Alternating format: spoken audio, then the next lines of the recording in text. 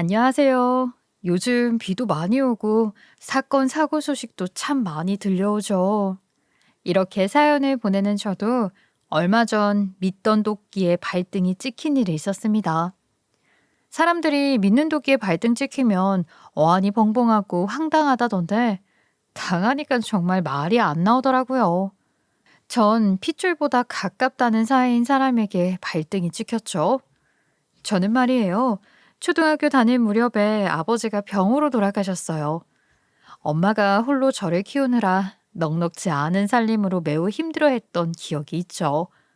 그래서 학교를 졸업하고 나서 바로 대학교 진학보다는 창업을 선택해서 음식점을 운영했어요.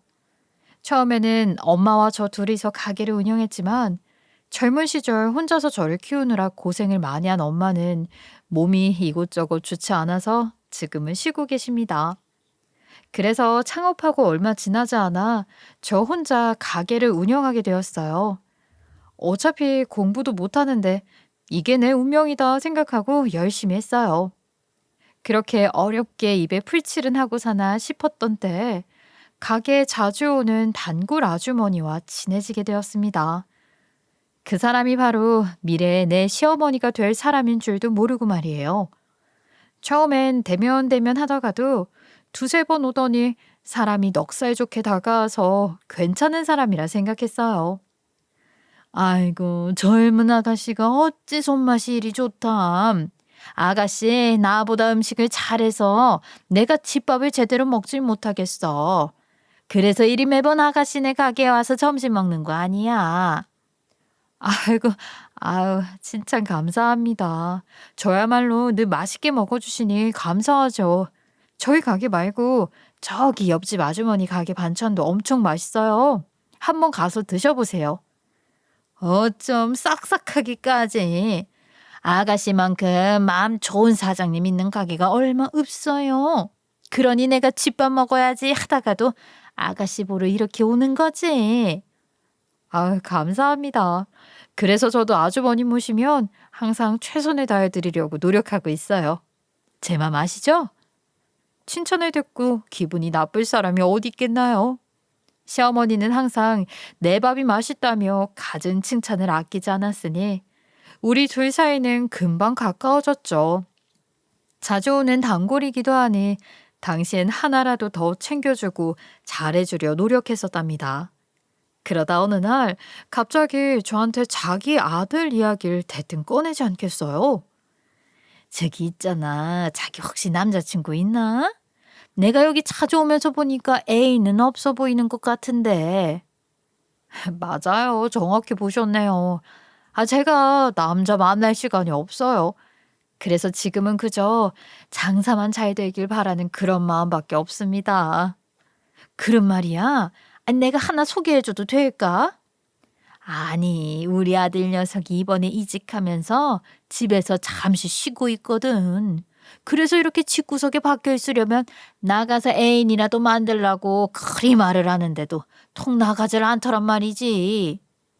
시어머니의 말을 듣고는 자기 아들을 나한테 붙이고 싶은 거구나 하는 생각이 퍼뜩 들었죠.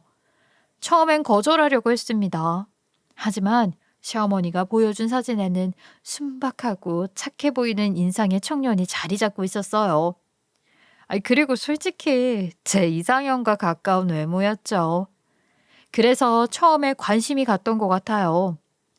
어때 어때? 내가 내 아들이라서 하는 얘기가 아니라 우리 아들 녀석 주변에서 제법 인기도 좋아. 그런데 자기가 연애에 관심 없다고 다 차버리니 문제지. 아가씨같이 참한 여자가 옆에 붙어 있으면 좋을 것 같은데. 어디 한번 시간 내봐. 사진을 보니 아주머님 말씀대로 잘생기긴 했네요. 그래요, 좋아요. 이번 기회에 저도 새로운 사람 만나본다는 생각으로 한번 만나볼게요. 아, 아우, 역시 아가씨는 내 아들 녀석 마음에 들어 할 줄 알았다니까. 그래, 날은 언제로 잡을까? 이러해서 저는 지금의 남편과 결혼까지 오게 되었어요. 처음 만난 남편은 사진처럼 순박하고 좋은 사람으로 느껴졌어요. 다만 얼마 전에 직업을 잃고도 일을 찾으려는 생각이 없이 보이는 게 흠이었죠. 시어머니 말로는 뭐 자기 아들 능력 좋으니까 언제든지 취직할 수 있다고 했는데 그때는 그 말을 대충 넘겼어요. 그래도 만난다는 게 무조건 돈과 관련된 건 아니고 지금 당장은 내가 벌고 있으니 괜찮다 싶어 만남을 이어가고 결혼까지 가게 되었어요. 제 불행이 여기서 시작될 거라는 상상은 하지도 못한 채 말이에요. 여보, 이번에 지원한다던 거기는 어떻게 됐어? 합격했어? 왜 나한테 말을 안 해? 아니, 연락 안 오던데? 아유, 안 된 거 같길래 괜히 신경 쓸까 싶어서 말 안 했지. 당신은 가게 일로도 많이 바쁘잖아. 매사 이런 식이었죠. 남편이란 사람은 밖에 나가서 직장을 찾으려는 노력조차 제대로 하지 않았고, 시어머니 말대로 마음만 먹으면 아무데나 취직을 할 수 있는 게 아니라 능력이 없어 그나마 보러 다니는 면접도 다 떨어졌어요. 근데 어찌 공장 생산직이라도 합격해서 나가서 일을 하면 한 달도 채 버티지 못하고 다시 집으로 오는 겁니다. 당신 왜 지금 집에 있어? 지금 일하는 시간 아니야? 저번에 생산직 합격해서 잘 다니는 것 같더니만. 사장님이 나보고 그만 나오래. 그렇게 일하려면 하지 말라면서 화를 내지 뭐야. 내가 몰라서 못했지? 계속 나보고 실수만 한다고 뭐라 그러잖아. 그래서 사장님한테 제대로 가르쳐주면 알아서 한다고 했더니 그냥 나오지 말래. 내가 아쉽나 뭐. 당연히 당신이 더 아쉬워야지. 지금 결혼하고 이렇게 집에서 노는 게 몇 달이 지났어. 당신 분명 나랑 만날 때도 그렇게 말했잖아. 직장 이제 구해서 일 시작할 거라고. 그런데 그 약속 너무 우습게 생각하는 거 아니야? 이거 나 기만하는 행동 아니냐고. 어허, 그렇게 화내면 몸에 안 좋아. 앞으로도 열심히 찾아볼 테니까 당신은 걱정 말고 나가서 가게나 잘 보고 있어. 이런 한량 같은 생각 없는 답답이 남편을 옆에서 보고 있으니 속이 답답해 터질 지경이었죠. 아휴, 어쩌다 이런 왼수를 만나 살게 되었는지 참 답답할 따름입니다. 다 제 잘못이지 누구 잘못이겠어요. 사람을 좀 더 오래 보고 결혼을 할 걸. 이제 와서 후회하면 어쩌나요? 제 잘못인걸요. 이렇다 보니 집에서 놀고 먹게 할 수는 없어서 저는 남편을 제 가게에서 일하게 했어요. 같이 일을 하니 왜 공장 사장님들이 남편을 잘랐는지 알겠더군요. 남편은 정말 시킨 것 빼고는 아무것도 못하고 방법을 알려줘도 한 번에 제대로 파악하지 못하는 소위 일머리 없는 사람이었어요. 짜증나도 제 남편이니 직원들 앞에서 뭐라 하지도 못하고 그렇게 얼마나 지났는지 모르겠습니다. 그런데 이보다 더 짜증나는 일은 말이죠. 시어머니가 사사건건 제 가게에 나와서 간섭을 시작했다는 거예요. 남편이 제 가게에서 일을 시작한 지 몇 달 지나지 않았을 무렵부터 말이에요. 당신, 내가 이건 여기다가 놓는 거라고 말했잖아. 계속 이렇게 다른 곳에 두면 직원들도 그렇고 나도 헷갈려서 제대로 일을 못한다니까. 내가 몇 번을 말해야 알아들어.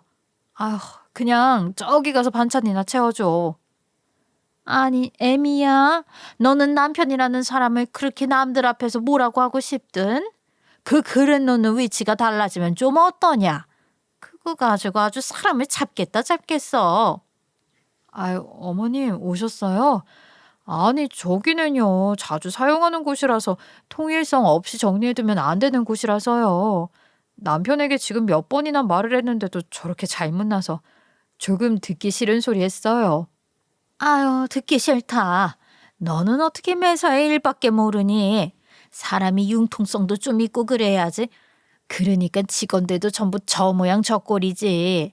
내가 뭐 하나 하라고 시켰더니 군뱅이처럼 느려 터져가지고. 예? 어머님, 저희 직원들 함부로 심부름시키고 그러지 말라고 했잖아요. 그거 제 직원들한테 신뢰되는 행동입니다. 저 직원들 소중히 생각하는 사람이에요. 우리 가게 이만큼 클 때까지 함께 해온 사람들이고 어머님보다 더 오랜 시간 알아오신 분들도 계세요. 제발 자중 좀 해주세요. 넌 가족이 더 중요하지도 않지. 아휴, 저기 일하는 저 옆에 애들이 네 가족이냐? 그래, 아이고, 여기 좀 보소. 여기 내 며느리라는 게 가족을 아주 못같이 알고 아주 시애미를 개처럼 본다오. 어머, 어머님, 왜 이러세요? 여기 장사하는 곳이에요. 제발 다른 곳으로 가서 이야기해요, 예? 그럼 다음부터 우리 아들 타박하고 그러지 않을 거지?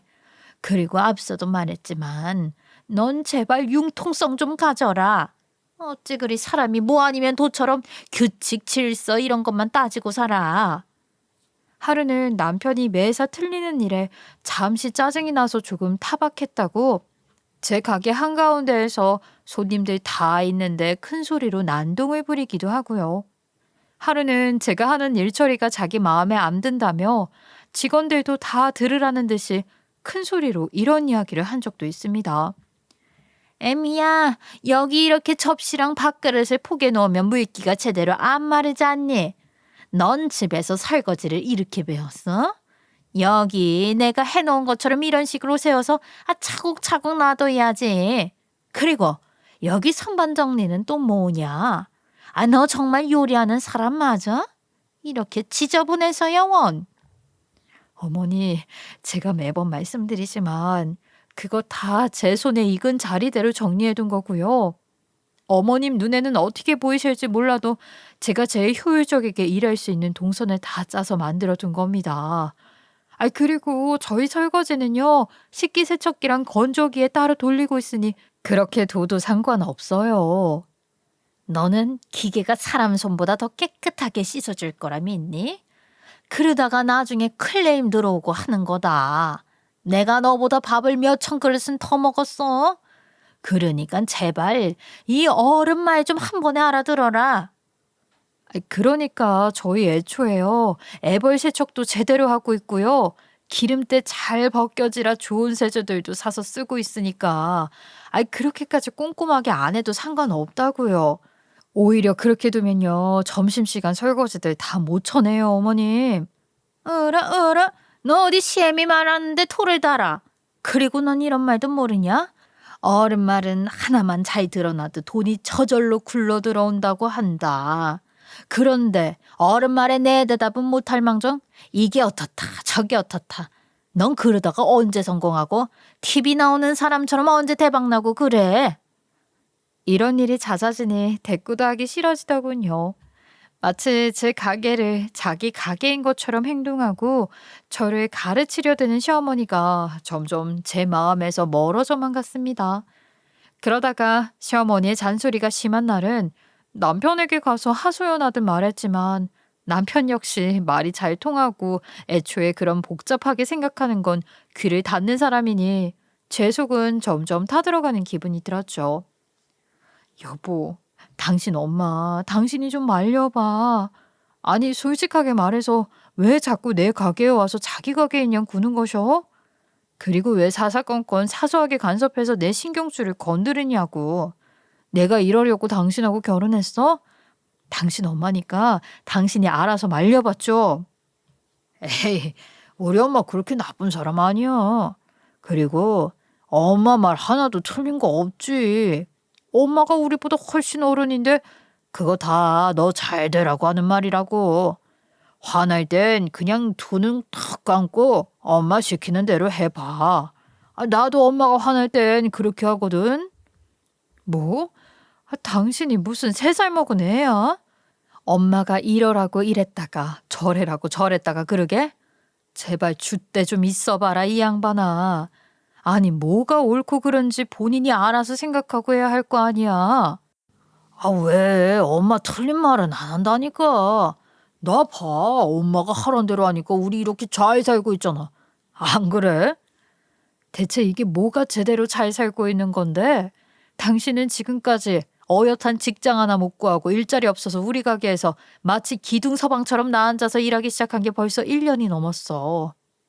당신은 나한테 미안하지도 않니? 너 말이 너무 심한 거 아니야? 나도 열심히 일 구하려고 노력했잖아. 그런데 그게 잘 안 되는 걸 나보고 어쩌란 말이야. 그러면 더 열심히 노력해야지 더. 당신 이제 곧 애 아빠도 될 사람이야. 나도 만삭이면 일 쉬어야 하고 그 사이에 돈은 누가 버는데 우리 생활비는 누가 책임지냐고. 날 조금이라도 생각하면 어떻게 해서라도 직장을 구해서 일을 하는 신용이라도 해야 할 거 아니야. 네 말 따라 내가 잘리고 싶어서 잘렸어. 그쪽 사장들이 날 싫어하고 미워하는 걸 나더러 어쩌란 말이야. 에이씨, 몰라. 복잡한 거는 탁 질색이야. 나 생각 안 하고 싶어. 남편과의 대화는 항상 이런 식으로 평생 만나지 않는 평행선 같은 일만 반복되었죠. 이러다 보니 곧 애가 태어나는 마당에도 남편과 제 사이는 점점 멀어져만 갔습니다. 그저 같은 가게에서 한 지붕에서 사는 직장 동료처럼 느껴지기도 했죠. 그러다 첫째를 낳게 되었고 제가 몸조리하는 사이에 제 가게는 시어머니와 남편의 손에 떨어졌어요. 몸을 회복하고 가게로 돌아가니 시어머니의 잔소리와 남편의 무능력함은 더욱 심화되어 있더군요. 이런 고생 생고생을 하면서 저는 제 가게를 매출 10억이 넘는 제법 큰 가게로 만들었습니다. 사실 전 고깃집을 운영하고 있는데 업계 사정이 어렵더라도 항상 국내산을 고집했고 식당을 운영한 지 오래된 지금에도 식당에 직접 나가서 제 눈으로 살펴본 식재료만 구매해서 쓰고 있어요. 어떤 사람들은 그게 그거다. 받아 쓰는 채소도 상태가 다 똑같다 하는데 저도 저만의 철칙이 있었기에 재료에 대해선 고집이 있었죠. 손님들도 이런 제 정성을 알아주셨는지 꾸준히 단골도 늘고 매출도 느는 그런 상황이 오게 된 거죠. 제가 운영하는 매장이 크기가 생각보다 큽니다. 그런데 건물의 2층을 다 쓰는 그런 큰 가게로 성장한 기쁨도 잠시 저한텐 넘어야 할 문제가 있었죠. 바로 기생충처럼 나한테 들러붙어 사는 남편과 시어머니입니다.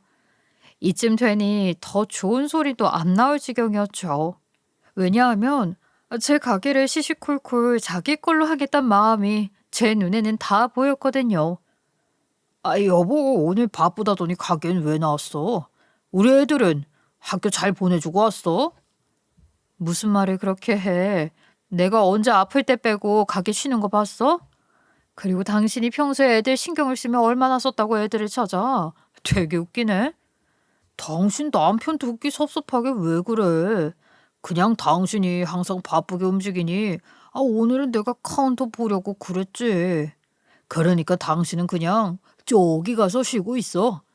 아침에 당신이 그랬잖아. 오늘 몸 안 좋다고. 그래서 오늘부터 나도 열심히 가게 운영하는 거 배워서 힘내보려고. 참나. 내가 몸 안 좋다고 하는 게 한두 번이니? 그리고 내 가게를 왜 네가 보는데? 당신은 그냥 늘 하던 대로 직원들이랑 같이 홀이나 좀 봐줘. 당신이 카운터에서 잘도 손님 대하겠다. 사람 대할 줄도 모르면서. 애미야, 넌 왜 항상 그렇게 애를 잡고 있니? 우리 아들이 뭐니 푹이야? 왜 멀쩡한 내 아들 길을 못 주게 한다리냐?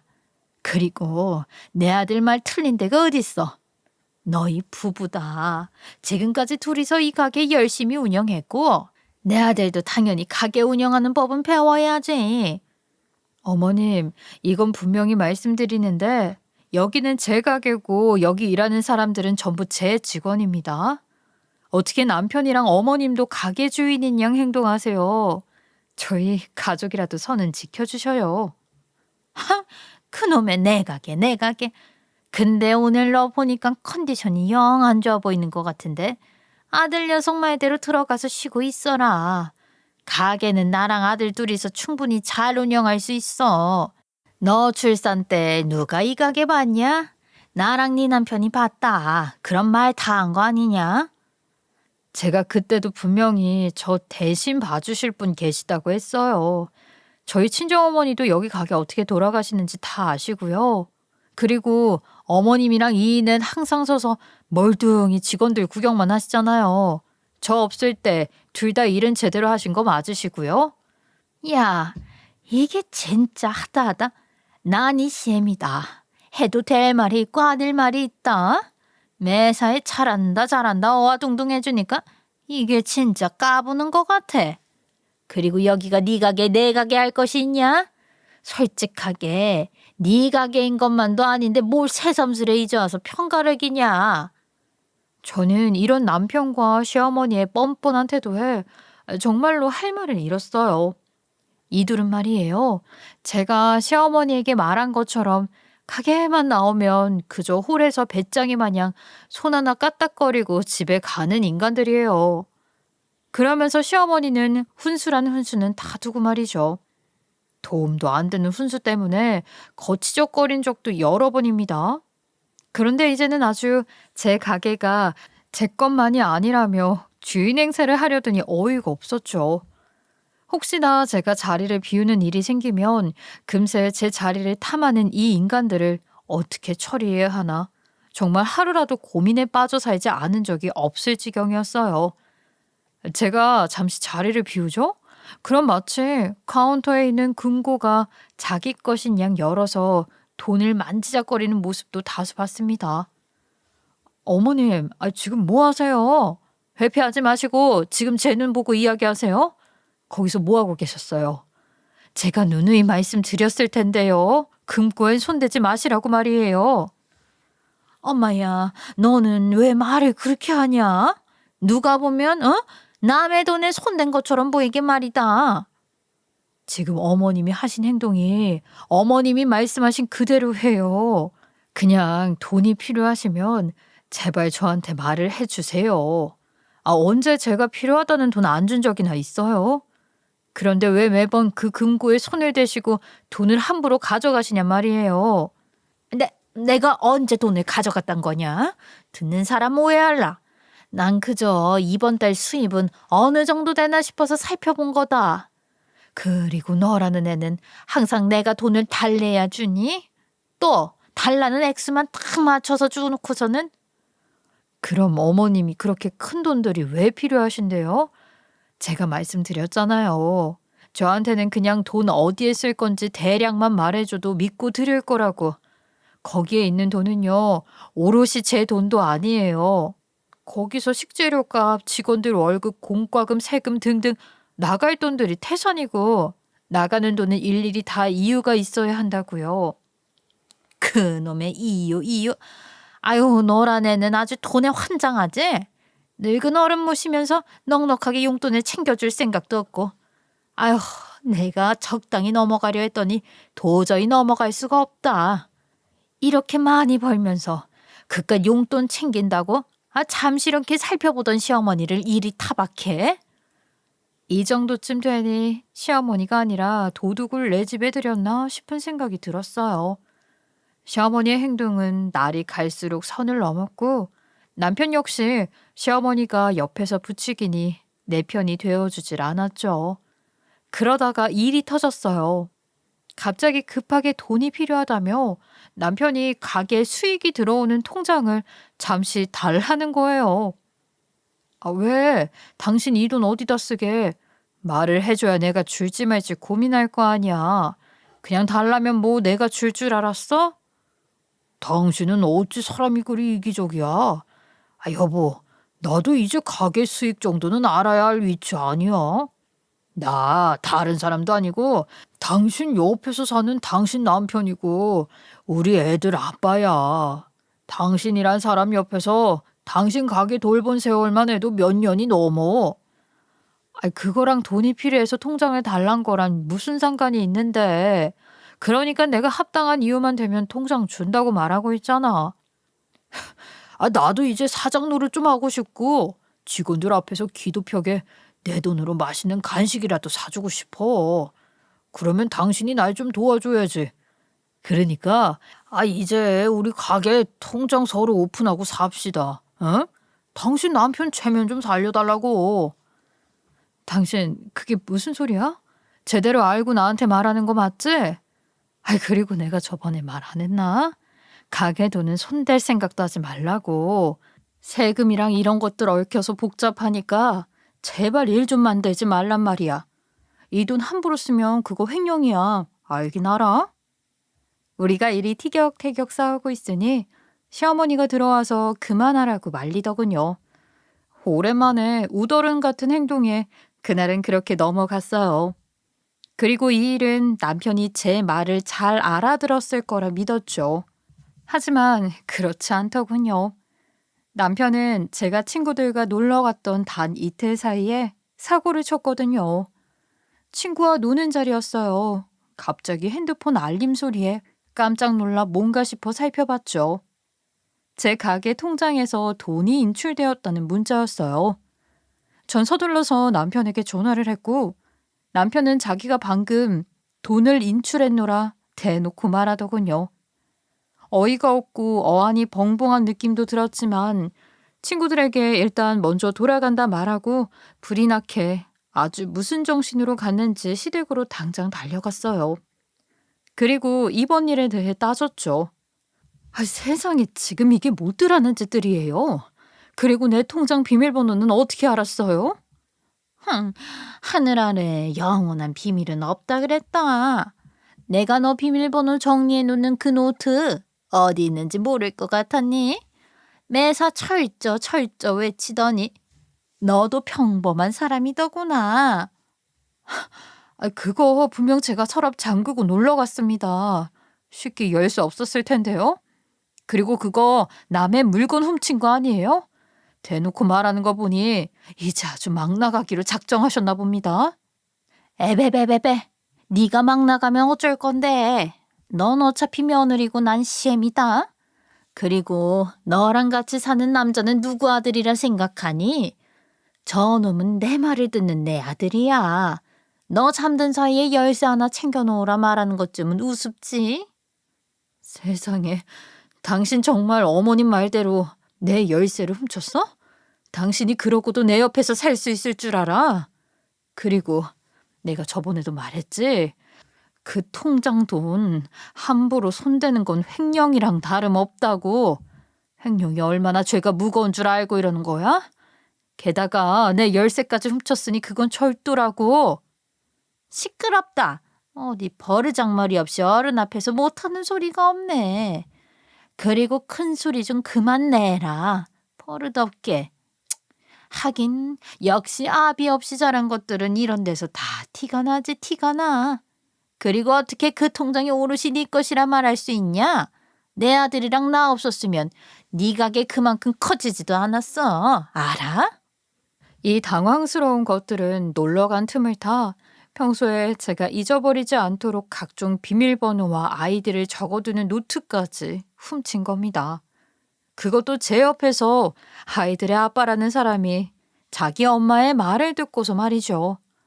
저는 시어머니가 뭐라고 하건 남편에게 돌진해 남편 놈의 멱살을 잡고 다시 소리쳤어요. 당신 지금 당장 그 손에 통장 일이네? 당장 내놓지 않으면 경찰에 신고하는 건 물론 아주 콩밥 한번 제대로 먹을 줄 알아. 당장 가게 통장 못 내놔? 엄마야? 얘 좀 봐. 이런 시건방진년. 감히 시애미 앞에서 하늘 같은 지혜비를 무시해? 야, 그리고 솔직히 네가 지금 누구 때문에 이렇게 부자가 됐는데, 어? 다 내 아들이랑 내가 있어서 이렇게 부자가 된 거 아니야? 어이가 없네. 아주 착각을 하고 계시네요. 제 가게에 누구 때문에 이렇게 성장을 했냐고요? 당연히 제 노력이 들어가서겠죠. 어딜 비비고 들어오려고 그러세요. 제가 가게 운영할 때 손가락이라도 얹고 말을 하시든가요. 이게 보자 하니까 너는 나랑 네 남편이 아주 우습지? 너 우리 부려먹을 땐 월급도 제대로 주지 않았다. 그건 알고 있지? 그리고 쉬고 싶을 때 우린 쉬지도 못했어. 네가 아프고 일이 있다고 하는 그런 날마다 그러니 당연히 그에 맞는 대가를 받아야지. 생색은 엄청 내시네요. 저 아픈 날 제대로 가게 보기나 했으면 말이나 말죠. 둘이서 흥청망청 놀면서 가게 봤던 거 내가 모를 줄 아세요? 제 가게 말이에요. 당신 둘 말고도 직원이 벌써 10명이 넘어요. 그 사람들이 나한테 말 한마디도 없었을까 봐요? 그래도 우리가 일한 월급 안 준 건 네가 잘못한 일이다. 나랑 네 서방한테 응당히 일을 한 만큼 내놔야 할 거 아니냐? 이때까지 내가 참아준 것만으로도 감사한 줄 알아야지. 어머님, 말은 제대로 하세요. 월급 안 줘도 카드로 한 달에 두 모자가 500을 넘겠어요. 500을. 근데 뭔 월급이요? 이러니까 우리 식당 직원들도 당신 두 도둑들 말은 무시하고 그러지. 뭐가 어째고 어째? 너 말 다 했니? 이게 셈이 무서운 줄 모르고 까부는구나. 무섭기는. 그리고 나 당신 며느리 아니야. 그거는 알란가?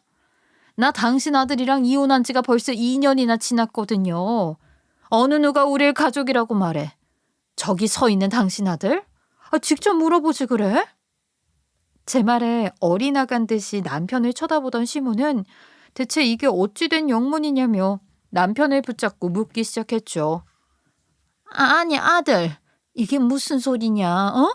이게 무슨 소리냐고? 네 처가 무슨 말하는 거야? 그리고 어디 부모들 동의도 없이 이혼을 해. 그 이혼은 무효다 무효. 무효는 무슨요? 당신들이 나한테 무슨 짓을 했는지 내가 정말로 모르고 살았는 줄 알아요? 내가 그렇게 바보로 보였다면 정말 미안한데 나 그래도 저만큼 큰 가게 운영하고 키울 정도로 머리 있는 사람이야. 당신들 같은 어중이 떠중이들한테 당하고 사는 그런 시시한 인간 아니라고. 지금까지 제 사연을 들으신 여러분들도 이게 무슨 소린가 싶을 겁니다. 당연히 예상하지 못했을 거예요. 사실 저와 남편은 이미 진작에 이혼을 한 상태였거든요. 그리고 왜 남편이 시어머니에게 이혼 이야기를 하지 않았는지도 차근차근 이제부터 설명을 해드릴게요. 사실 이것도 참 웃긴 이야기인데 이혼도 시어머니 덕분에 했어요. 앞서서 시어머니가 자꾸 저 몰래 뒤에서 제 가게를 뺏으려고 한다고 말했잖아요. 저는 그거 다 진작에 눈치채고 있었다고. 제가 가만히 있으면 정말로 시어머니가 남편을 이용해서 제 재산까지 몽땅 가져가려 들겠구나 싶은 생각이 들더라고요. 그래서 이걸 빌미로 남편과 이혼을 결심했던 거죠. 남편은 아무 의심도 없이 이혼 서류에 도장을 찍었고요. 그래서 원만한 합의 이혼이 이루어졌었습니다. 그런데 여기서 의문이 생겼어요. 평소에도 의아하게 봤던 부분이긴 했는데 바로 남편의 행동이었죠. 이 인간은 매사에 뭘 시키면 제대로 한 적이 없었거든요. 옆에서 지켜보면 저 아닌 생전 처음 보는 사람이라도 남편이 조금 모자란 사람 아니냐 물을 정도로 말이에요. 처음 의심은 제 친구들과의 만남에서였죠. 그런데 너희 남편 있잖아. 뭔가 항상 행동이 굼뜨고 그러지 않아? 왜 저번에 같이 캠핑한다고 놀러 갔을 때 너희 부부 보고 있으면 일은 네가 다 하고 네 남편은 아무것도 못해서 멀뚱멀뚱. 우리 남편이 혹시 어디 아픈 사람 아니냐고 물어보더라. 이땐 제 친구 말이 기분 나쁘게만 듣고 흘려들었었는데 나중에 시간이 흐르니 점점 그런 모습들이 제 눈에도 보이는 겁니다. 그래서 한 번은 제 궁금증을 해결하자 싶은 마음에 우리 애들 IQ 검사할 때 남편도 같이 가서 검사를 받아보라 시켰죠. 평소에 얼마나 정상적이지 않아 보였으면 제가 이렇게까지 했겠어요. 그런데 그 결과는 충격적이었어요. 어머님, 아이들 IQ 검사는 잘 마쳤고요. 아이들은 그 나이 또래들과 비슷하게 나와서 별 문제는 없어 보입니다. 그런데 다만 문제가 있다면 같이 방문하셨던 아버님인데, 예? 왜 그러시죠? 혹시 애들 아빠한테 문제가 있나요? 자세히 좀 말해주세요. 실례지만 혹시 알고 계셨을까 싶어서요. 이번 검사 결과 아버님 IQ가 75가 나오셨거든요. 이게 평범한 수치는 아닌지라. 네? 우리 남편 IQ가 75라고요? 평범한 수치가 아니라니 IQ가 낮으면 무슨 문제라도 있는 건가요? 당시 저는 선생님이 설명해 주시기 전까지 정말 그런 증상이 있는 줄도 몰랐습니다. 게다가 이걸 숨기고 아이 둘이나 낳고 살 때까지 모르고 살았다니 소름이 끼쳤고 멘붕이었어요. IQ가 아버님 정도로 낮게 나오시는 분들은 아마 사회생활 하실 때 평범하게 못하셨을 거예요. 사람들과 어울리기도 많이 힘드시고 일하는 부분들도 어느 정도 남들과 차이가 있었을 거고요. 그렇다고 장애를 가진 건 아니고요. 맞아요. 그이는 간단한 일이라도 구하면 꼭 한 달을 못 넘기더라고요. 그래서요? 정확하게는 IQ가 70에서 80 정도 나오는 사람들을 경계성 지능을 가졌다고 해요. 정상인보다 다소 지능이 떨어지는 상태인 거죠. 그래서 제가 앞서 말씀드렸듯이 일반적인 사회생활이나 사람들과의 관계들도 어렵게 느끼셨을 수 있고요. 또 주어진 일을 제대로 못한다든가 말을 잘 못 알아들으신다든가 지금까지 선생님 말처럼 답답했던 경우가 많았어요. 그런데 어떻게 나한테 한마디 말도 없이. 마지막까지 선생님에게 설명을 듣던 저는 이전에 남편과 있던 일들이 새록새록 떠오르더군요. IQ가 낮으니 이놈이 제가 시키는 일도 제대로 못하고 직장을 구해도 금방 잘려서 백수로 돌아오고 그랬던 겁니다. 그래서 이혼 서류를 낼 때도 남편에게 물어봤어요. 당신은 대체 왜 나랑 결혼해서 사는 거야? 이렇게 쉽게 이혼 도장도 찍어줄 거면. 이혼이 뭐 어떻다고? 같이 사는 거잖아. 그리고 나는 결혼도 결혼하기 전에 엄마가 당신 사진 보여주면서 이 여자랑 꼭 결혼해야 한다고 그렇게 나를 잡아서 내가 당신이랑 결혼한 거잖아.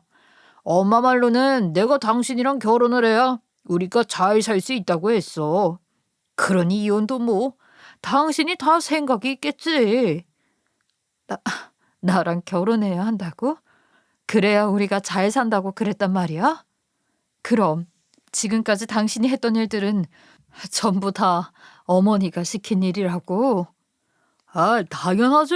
우리 엄마가 그러는데 자기가 시키는 일만 잘하면 너랑 나 행복하게 잘 살 수 있다고 했어. 지금은 이렇게 이혼하지만 우리 엄마가 잘못한 일이니 어쩔 수 없지. 그래도 나 당신 좋아해.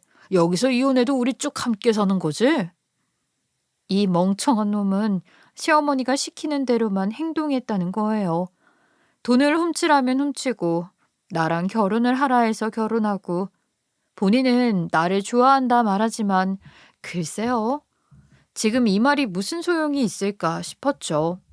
그런 이유로 저는 2년 전에 이미 남편과 이혼을 한 상태고 남편의 말대로 지금껏 쭉 함께 살아왔던 겁니다. 물론 남편에겐 입단속을 단단히 시켰고요. 오늘부터 우린 이혼한 거야. 그래도 당신 어디 가서 나랑 이혼했다는 소리 함부로 하고 다니면 안 돼? 이혼이 얼마나 나쁜 건지 알지? 다른 사람들이 우리를 나쁜 사람으로 본다고. 그리고 특히 우리 애들한테도 이혼이 얼마나 안 좋은 건 당신 TV 많이 봐서 잘 알지? 애들한테도 그게 얼마나 상처고 남들이 손가락질을 하는데. 어휴, 그럼 나도 드라마나 TV 많이 봐서 잘 알아. 그럼 나 아무한테도 말 안 하고 다닐 테니까 우리 앞으로 계속 같이 사는 거야. 우리 애들한테도 절대로 말하지 말고 입단속, 약속. 그래, 당신이랑 나 앞으로 계속 같이 살아. 다만 당신이나 어머님이 죄를 짓지 않았을 때 말이야. 그리고 이 일은 당신과 나 둘만의 비밀이야. 알겠지? 이때 남편은 둘만의 비밀이라며 좋다고 방방 뛰었지만 저는 속으로 아주 참담한 기분이었어요. 이런 사람을 남편이라 믿고 살았던 과거가 후회됐죠. 물론 제가 남편을 2년이나 데리고 산 이유는 당연히 있었습니다. 내 재산을 호시탐탐 노리는 시어머니에게 복수를 하고 싶었거든요. 내 가게가 조금이라도 장사가 잘 된다 싶으면 용돈을 달라 떼쓰고 매번 카운터에서 내게 말도 없이 돈을 빼서 쓴 바람에 날 힘들게 하고 마지막엔 내 가게 명예까지 바꾸려고 했던 그 시어머니에게 말이에요. 어차피 남편이랑은 이혼한 상태고 남이니까 이런 불법적인 일들을 벌인 시어머니에게 당연히 벌을 내릴 수 있었죠. 내 입에서 모든 이야기의 전말을 들은 시어머니는 아연실색하며 남편의 등짝을 때렸어요. 그러면서 이혼을 왜 했냐며 자기 아들을 탓하기 시작했죠. 아유, 이 멍청한 것. 내가 누누이 말했잖아. 너는 오롯이 내 말만 듣고 살으라고. 그런데 결혼했다고 덥석 자기 마누라 말을 들어? 어? 이제 어떡할 거야? 어떡할 거냐고. 왜? 솔직하게 말해서 애들 엄마 말이 맞잖아. 엄마가 잘못한 일이라서 당연히 이혼 사유가 된다는데 이혼해야지. 지금 그걸 말이라고 해? 분명히 내가 말했지. 너한테 있는 일은 전부 이 어미한테 말하고 다니라고. 그런데 왜 이혼한 걸 숨겨서 일을 이 지경으로 만들어 이 못난 놈아. 아우, 너 때문에 다 틀렸어. 지금까지의 노력이 다 헛수고가 됐다고 이놈아. 아니, 그래도 이혼이 뭐가 좋은 거라고 엄마한테 말하겠어. 우리 부인이 그랬는데 나쁜 말은 함부로 하고 다니는 거 아니랬어. 그때 비밀이라고 다른 사람한테 숨기라고 했단 말이야. 이게 뭐가 좋다고 웃어 지금? 지금 뭐가 잘했다고 웃냔 말이야. 모자란 거 알았을 때 진작에 내칠 것을. 네가 내 앞길도 다 망쳤어. 다 망쳐버렸다고. 이들이 싸우든 말든 저는 그 자리를 떠났습니다. 그리고 어차피 남남이 된 남편과 시어머니를 그대로 절도와 횡령으로 경찰에 신고를 했죠. 당연히 시어머니는 경찰서에서도 본인은 억울하다며 아주 변명을. 아니 선생님, 어떻게 두 가족이 함께 살다 보면 이런 문제도 생기고 저런 문제도 생기는 거 아니겠습니까? 여기 제 아들놈 좀 보세요. 이 어리석은 것이 어떻게 그런 죄를 짓고 살 수 있겠어요? 안 그래요? 아유, 됐고요. 거기 신분증 좀 빨리 줘 보십시오. 일단 신분 조회 좀 하고 시작합시다. 아니, 가족끼리 그냥 이혼하면서 생기는 일이었다니까요. 글쎄 저것들이 나 몰래 뒤에서 이혼했다는 거 아니겠어요. 그러니 내가 어째 억울하니까 그저 보상금이라도 달라 이렇게 말한 게 제가 잘못 받아들인 거라니까. 전 이때 알았어요. 시어머니의 행동은 절대 처음이 아니었단 걸 말이죠.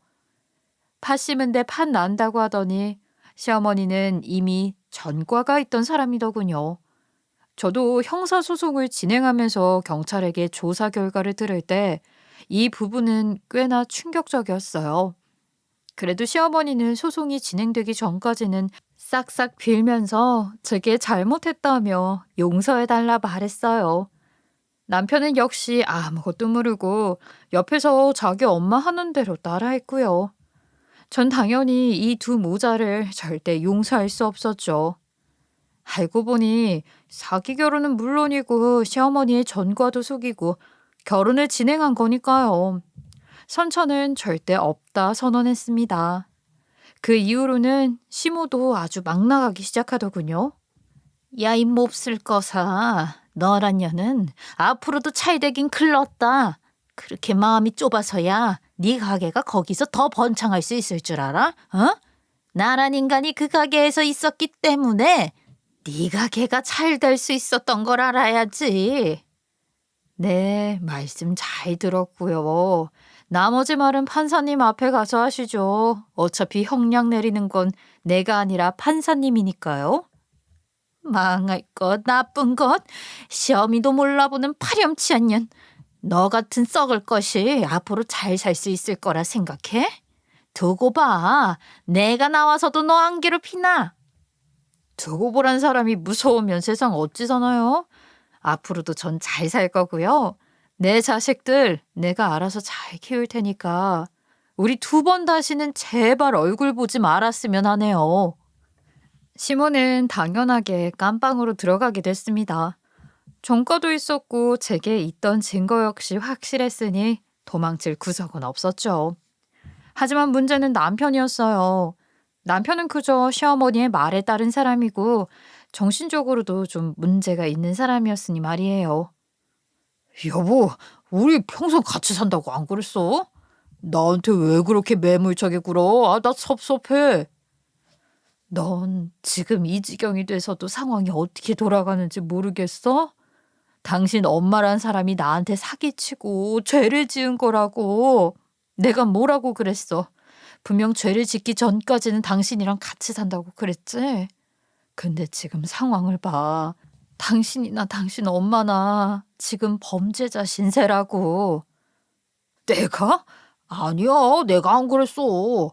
난 우리 엄마가 시키는 대로 하고 살았을 뿐이라고. 그리고 내가 머리가 나쁜 게 죄야? 바보야. 그게 바로 범죄라고. 당신 이제 죄인이야.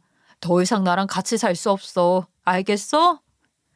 제대로 된 대화가 통하질 않으니 판사가 봤을 때도 이건 죄질이 악하지 않다며 남편의 형량은 높지 않았어요. 하지만 어쨌든 시어머니와 같이 감방에서 한 몇 달 정도는 살아야 한다고 하더군요. 자기 아들이 뒤늦게 옥에 들어가게 됐다는 소식을 들은 이전 신부는 득달같이 제게 편지를 보내왔더군요. 사람이 참 제주도 좋아요. 들어간 지 얼마나 됐다고 이렇게 편지를 쓸 수 있었던 걸까요? 편지의 내용은 이랬습니다. 네가 감히 나는 곳하고 내 아들도 빵에 넣어? 너 등 따시고 배부르게 살 수 있을 줄 알아? 두고 봐. 내가 너희 가게 꼭 망하게 만들 거니까. 내가 나가기만 하면 너 평생 쫓아다니면서 괴롭힐 줄 알아? 끝까지 참 한결같은 사람이라는 생각이 들었어요. 이런 표독스러운 인간과 그 수많은 시간을 함께했으니 과거의 제가 참 대견스럽더군요. 이 일이 지나고 몇 달 뒤에 전 남편은 출소했다는 소식을 들었어요. 그 모자란 사람이 애타게 절 찾는다는 얘기를 들었지만 애써 모른 척 했죠. 제겐 당연한 일이었어요. 저를 속인 사람을 누가 좋다고 만나고 싶겠어요. 하지만 그래도 함께 산 세월이 있어 신경이 쓰이는 건 어쩔 수 없었죠. 게다가 좀 모자라지만 제 아이들의 아빠였던 사람입니다. 제가 혼자서도 잘 키울 수 있다는 생각을 했지만 아이들에겐 아빠의 빈자리가 클지도 모르죠. 그러던 중 머리가 조금이라도 큰 초등학교 들어간 첫째가 제게 이런 말을 하더군요. 엄마, 우리 아빠랑 할머니랑 같이 안 살아도 돼요. 두 사람이 엄마 괴롭혔다며. 나 외할머니한테 다 들었어. 예전에 싸우는 것도 자주 봤고. 그러니까 엄마가 싫으면 나랑 동생은 아빠랑 같이 안 살아도 괜찮아. 참 대견스럽죠. 아직 초등학교 저학년인 아이 입에서 이런 말이 나오게 만들다니 전 아직도 좋은 엄마가 되기엔 먼 사람이라는 생각이 들었습니다. 그리고 제 친정엄마도 이런 말을 하셨어요. 내가 살아보니까 아빠 없어도 애는 잘만 크더라. 지금 네 모습을 봐라. 얼마나 자랑스럽고 현명한 자식이니. 게다가 손자도 이렇게 보게 해주고. 그러니까 너무 걱정하지 마. 아이 사는 게 뭐 별거 있니? 그냥 잘 살려고 노력하고 가족끼리 소소하게 즐거운 일이나 나누고 그러고 사는 거지. 저는 다행이라는 생각이 들었어요. 아직 내 곁에 남은 사람이 모두 나쁜 사람들은 아니구나 하는 생각이 절로 들었거든요. 그리고 제가 인생을 헛산 게 아니라는 생각도 들었고요. 이번 일로 그래도 전 얻은 경험이 있어요. 너무나도 쉽게 사람을 믿고 내 일을 쉽게 남한테 맡기진 않았나 깊이 반성하게 되었죠. 과거야 어떻든 현재는 미래는 앞으로도 제가 계속 살아가야 할 세상이잖아요. 전 그래서 받은 사랑만큼 최대한 베풀면서 살려는 그런 노력을 하는 중입니다. 물론 그 대상에 이전 시어머니는 제외하고요. 전 남편은 어떡하냐고요? 자기 엄마 말을 따른 죄가 있고 잘못을 인지할 수 있을 정도긴 하지만 그래도 제게는 나쁜 짓을 하지 않았기에 용서라기보다는 그저 평범하게 대해주려고 합니다. 사실 이혼도 제가 어떻게 보면 살살 꼬드겨서 한 것 같은 느낌도 적잖이 있고요. 그래서 얼마 전 연락해서 위자료 셈 치고 생활비를 조금 보내주었어요. 그동안 내게 가지고 간 돈은 많았지만 말이죠. 사실 이런 일도 있었어요. 전 남편이란 놈이 전화 와서 진심으로 사과를 했거든요. 여보, 아니, 뭐라고 불러야 할지 모르겠네. 나 이제야 당신이 그때 했던 말들 다 이해했어. 그동안 내가 한 짓이 정말 나쁜 일이었구나. 그 안에서 많이 깨달았어. 지금까지 정말 미안했고, 앞으로는 당신 괴롭히지 않을게. 엄마도 일단 내가 알아서 잘 막아볼게. 그럼 잘 살아? 그리고 저는 지금 아이들 친정엄마와 함께 가게 가까운 곳으로 이사해서 단란하게 잘 지내고 삽니다. 현재 저는 최대한 가게에 집중하고 아이들 케어하며 살려고 노력 중이죠. 가게는 그래도 여전히 잘 되고 있어서 사는데 지장은 없으니 참 다행이라고 생각하고 있어요. 제 이야기가 여러분들에겐 어떠셨을지 모르겠네요. 참으로 이런 황당한 일이 있나 싶을 정도로 화를 내시진 않으실지 모르겠네요. 또한 저보다 더 기막힌 사연을 가진 분들도 정말 많겠죠. 저는 다른 분들의 사연도 한번 들어보고 싶어요. 제 이야기는 여기서 끝이지만 다음에는 더 행복한 모습으로 사연을 보냈으면 싶은 마음도 듭니다. 제 이야기 들어주셔서 감사합니다.